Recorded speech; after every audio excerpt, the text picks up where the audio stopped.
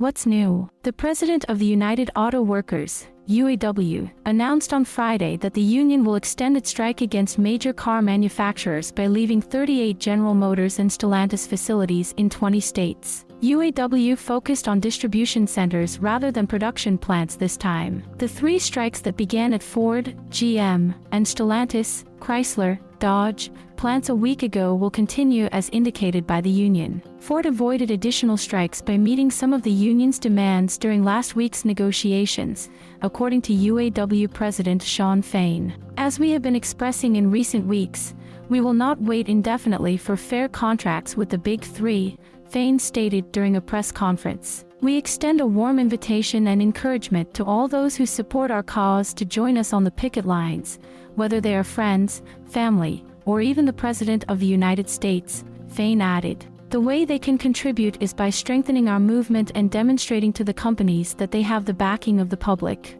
Fain detailed that Ford had improved previous proposals by reinstating a cost of living measure that had been suspended in 2009. Additionally, the company offered an enhanced profit-sharing system and granted the union the right to declare a strike in case of plant closures. Although we have not yet concluded our negotiations with Ford, emphasized the union president. Nevertheless, we acknowledge that Ford is taking the commitment to reach an agreement seriously, he highlighted.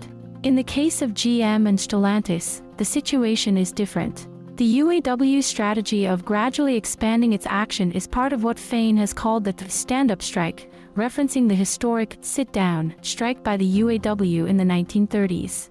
This aims to maximize the bargaining influence of the union, as there is a risk of additional plant closures. Under Fain's leadership, the UAW has taken a strong stance in negotiations, accusing the companies of corporate greed and questioning the high salaries of the CEOs of the Big Three, each of whom earns over $20 million.